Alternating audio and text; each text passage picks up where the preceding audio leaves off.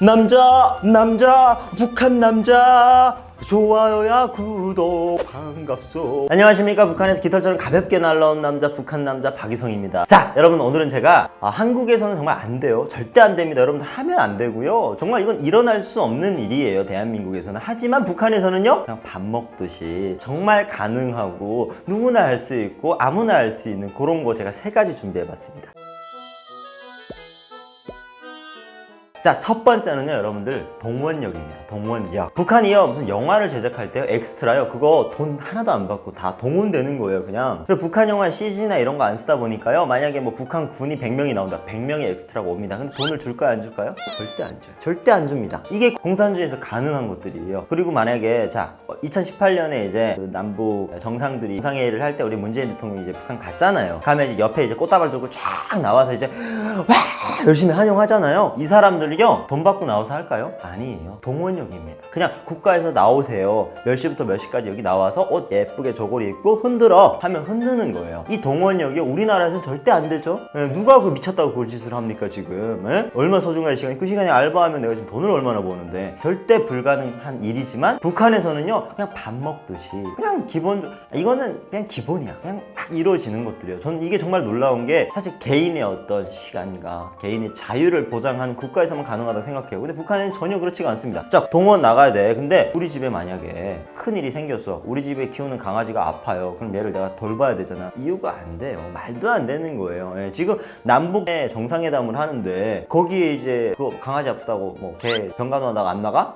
이건 정말 죽을 수 있는 그런 거기 때문에 절대 안 되는 거죠. 그러니까 어떤 이유를 불문하고도 그런 모임이나 그런 장소 이런 데 나가서 동원이 돼야 됩니다. 이 동원역은요, 이렇게 그냥 간단하게 끝나는 동원역뿐만 아니라요, 자, 북한에는 뭘 되게 많이 하냐, 한국도 많이 하지만 건설, 그리고 도로를 건설한다, 다리를 건설한다, 공공시설 건설한다 이러면요, 다 그게 이제 어떤 건설사가 나와서 하는 게 아니라 다 이제 북한 주민들이 동원되는 거예요. 그냥 무료로 동원되는 거예요. 공장 기업소에서 야, 몇 명 나와 이러면 거기서 일하는 사람들이 그냥 동원되는 거예요. 심지어는요, 이제 금강산에 많은 북한 주민들이 못 갑니다. 하지만 금강산 발바닥에는 가봤어요. 어떻게 가보냐, 이제 한국에서 예전에 금강산 관광 많이 갔잖아요. 그러면 그 옆에 도로들이 좋아야 이제 육로로 다닐 때 한국 사람들이 안 비웃을 거 아니에요. 그래서 북한 도로 다 비포장이거든요. 근데 사람들이 거기 가가지고 다 그거 정말 빤빤하게 그거 다 만들어요. 그게 돈 받고 하는 건 줄 아세요? 다 동원입니다. 그냥 국가에서 나와서 사라고 하니까 한 달씩, 일주일씩 가서 숙식하면서 사는 거예요. 돈? 일절도 당연히 안 받죠. 돈 받고 하는 사람이 어디 있습니까? 그게 이제 가능한 게 북한이에요. 왜냐? 자, 내가 만약에 공장기업소에 다니면 월급을 주는 게 아닙니다. 그냥 모든 사람들은 공장기업소 어떤 조직에 소속이 돼 있기 때문에 그 사람들은 거기 조직에 하란 대로 따라와야 되는 거예요. 사실 그 사람이 그 동원에 나가서 일하는 거는 사실 이 공장에서 일하는 거랑 똑같이 취급하는 거예요. 그렇기 때문에 북한 사람들은 그냥 조직에 얽매여 있기 때문에 거기서 하란 대로 하는 거예요. 이게 독재국가에서 가능한 일입니다.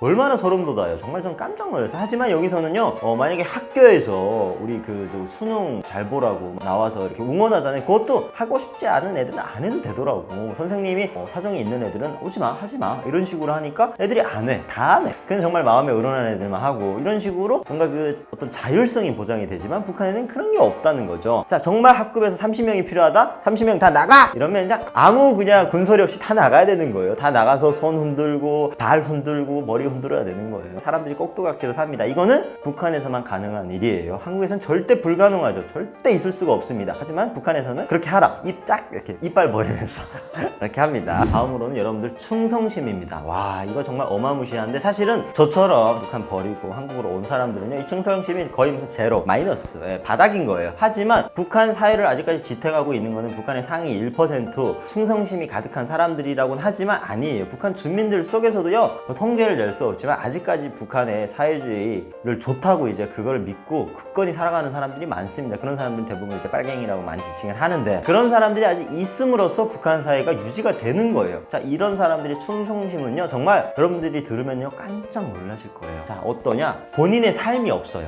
나는 그냥 이 나라의 몸이야. 그래서 하란 대로 하는 거예요. 그래서 예전에 북한에서는요, 처녀의 몸으로 고아들을 몇십 명을 키워서 이제 군대 보내고 시집장가 보내고, 그래서 본인을 그냥 헌신한, 국가를 위해서, 이런 사람들도 있고요. 말도 안 되는 게, 본인이 이제 공장기업소나 아니면 이런 데 배치를 국가에서는 이제 다 해주거든요. 군대를 전역하면. 근데 내 고향으로 돌아가야 되잖아요. 하지만 국가에서 만약에 강선 땅이라고 해서 거기에 이제 뭐 제철 공업하는 데인데 거기 일손이 부족하다. 지원자가 누구냐? 정말 가는 애들이 있어요. 손 들고. 저는 거기 가서 내 생판 아예 모르는 곳이야. 하지만 국가의 부름을 받고 그냥 고향을 안 가고 거기 가서 일을 하는 거예요. 아무것도 없어. 거기 가서 가정을 이루고 사는 거예요. 그러다가 정말 병 걸려서 죽는 거예요. 근데 그럼에도 불구하고 그렇게 충성심, 국가에서 부르는 걸 받고 가는 사람들 정말 많아요. 사실 북한 사람들이 뭐 다 저처럼 변질된 거 아닙니다. 그런 사람들도 있다 보니까 아직 북한 사회가 유지가 되는 거예요. 그래서 북한의 어떤 건설장이라든지 뭐 공공장소를 건설하거나 뭐 만들거나 이런 데는요 그런 지원자들이 갑니다. 그리고 공장기업소에서도 뭐 다 때려박아가지고 야 가라 다 가라 이럴 수는 없잖아요. 왜냐하면 그 사람들도 여기 가족이 있고 하는 일들이 있고 다 먹고 살아야 되니까 그런 이유로 많이 빠지려고 하는데 사실 이런 사람들이 있기 때문에 우리처럼 이제 정말 자본주의 마인드가 있는 놈들은 살 수가 있는 거예요. 왜냐? 본인들이 자진해서 갑니다.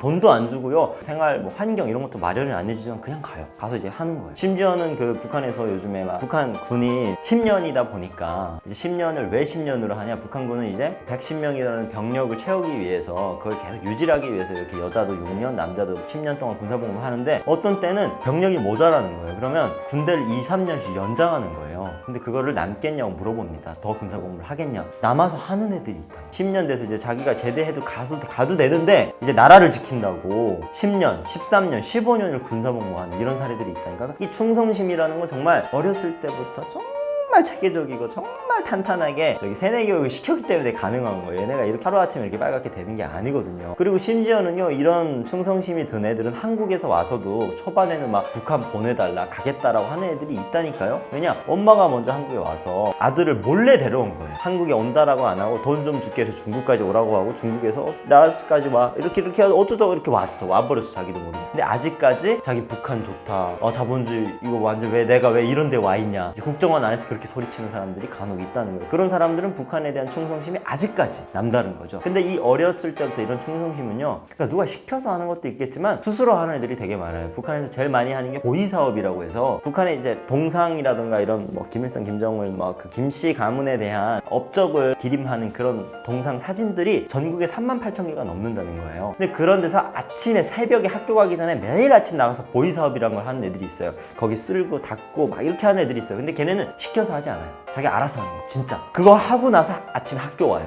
나는 진짜 잠잘 시간도 모자란데 그런 거 하는 거 어렸을 때부터. 그러니까 이런 거는 정말 어렸을 때부터 이 충성심의 애들이 푹 쩔어 있는 애들. 그런 애들이 이제 커서도 막 국가에서 부르심하면 가고. 그 건설 현장에서 사고가 엄청 많이 나거든요. 그러면 그런 것도 있어요. 막 물 막 내려오는 댐 같은 거 건설하다가 다른 사람들 나가게 하고 본인이 그 댐 막 막고 혼자 죽고 이런 사례들이 엄청 많거든요. 그럼 또 북한에서는 그런 사람들이 이제 막 노령 영웅 막 이러면서 막 떠박는 거예요. 그런 식으로 이제 국가에서 해주니까 이제 그렇게 눈 돌아가서 하는 거예요. 정말 근데 이건 미친 짓인 거예요. 이게 어떻게 인간으로서 가능한 일입니까? 저는 절대 못한다고 생각해요. 왜냐? 나는 난데 나는 나를 위해서 사는 건데 국가에서 하라고 내가 하나? 내 인생인데.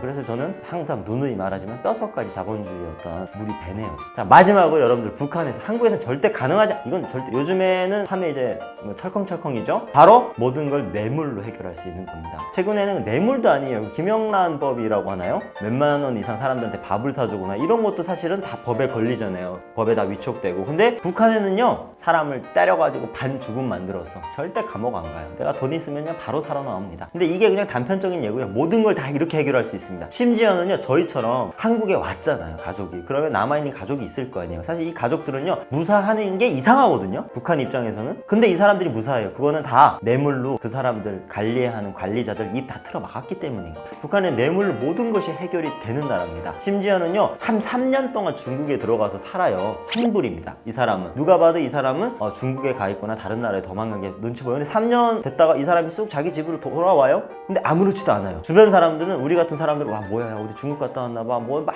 말들이 너무 많아. 하지만 그거를 감시하고 관리하던 사람들은 입 쑥 다물고 그냥 뭐 어제 본 사람처럼 왔어요? 뭐 이런 식이야. 근데 이미 다 밑작업했어. 뇌물로 갖다 바친 거야 다. 입 좀 조용히 해주세요 이런 식으로. 그러니까 북한에는요 사람이 사라지고 사람이 맞고 사람이 어떻게 돼도 모든 걸 뇌물로 해결할 수 있어요. 자 정말 큰 죄를 지었어요. 예를 들어서 북한은 4월 15일 2월 16일 이러면 그 선물이란 걸 줘요. 그 사랑의 선물이라고 이제 김일성 김정일 생일날에 주거든요. 근데 거기에 항상 들어가 있는 게 그러니까 카라멜이 있거든요. 근데 그 카라멜 카라멜을 만드는 공장이 제가 살 때 회령에 있었어요. 그래서 거기서 이제 물엿이 생산이 돼서 이제 그걸로 이제 만드는데 어떤 사람이 너무 배고프니까 큰 빵통 안에다 물엿을 넣었어요. 그래서 빵통이 쫙 있는데 새벽에 물엿 밑을 풀면 엿이니까 이렇게 전이 나올 줄 알았나 봐. 그래가지고 밑에 이 호스를 도레발 풀었는데 그게 뜨거운 걸 바로 넣어가지고 물엿이니까 몇 톤이니까 그게 쫙 나온 거예요. 그냥 그거 한 숟갈 먹으려고 하다가 이게 나오니까 자기 못 막으면서 버리고 도망갔어. 근데 그게 엄청난 국가적 손실이잖아요. 하지만 이렇게 도망간 사람도요, 부모님이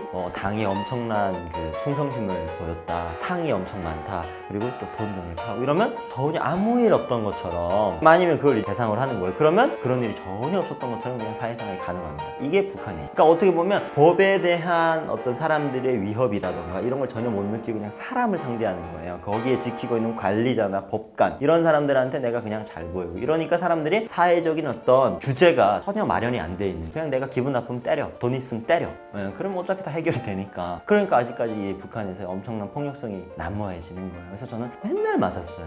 그런 애들한테 돈이 없다 보니까 돈 있는 애한테 맞고. 그리고 또 저도 이제 예전에 얘기했지만 칼에 찔리고 이랬거든요. 그러면 이런 것들은 법적으로 변호사를 부르거나 아니면 손해배상을 청구하거나 이래야 되는데 그런 시스템이 없다 보니까 그냥 개인들끼리 만나서 합의해요. 얼마 줄 거야? 100만 원? 아, 좀만 더 써. 120만 원. 그래, 알았어. 그렇지만 이런 식으로 그냥 합의 보는 거예요. 그러다 보니까 이 뇌물로 모든 게 해결이 되니까 사람들이 자각이라고 하나요? 사람한테 피해를 줬을 때 내가 받는 벌 이런 걸 전혀 못 느끼다 보니까 그냥 내 하고 싶은 대로 사는 거예요. 그래서 무법천진가 한마디로. 근데 하지만 이거는 북한만 가능한 일이에요. 한국에서는 절대, 여긴 법치국가잖아요. 내가 경찰임에도 불구하고 음주단속 걸렸는데 절대 안 봐주나요? 그래야 되는 게 맞는 거죠. 봐주면 그건 쓰레기고. 아무튼 그런 정도로 이제 북한은 한국에 비해서 법에 대한 개념이 전혀 없죠. 자, 오늘은 정말 여러분 신선한 주제로 마련을 했습니다. 한국에서는 절대 그럴 수 없지만 북한에서는 성황리에 막 그러고 있는 거, 그렇게 하는 거 여러분들한테 설명을 좀 드렸는데 너무 재밌었죠? 그렇다면 구독과 좋아요 꼭 눌러주세요. 여러분 감사합니다. 다음에 또 만나요.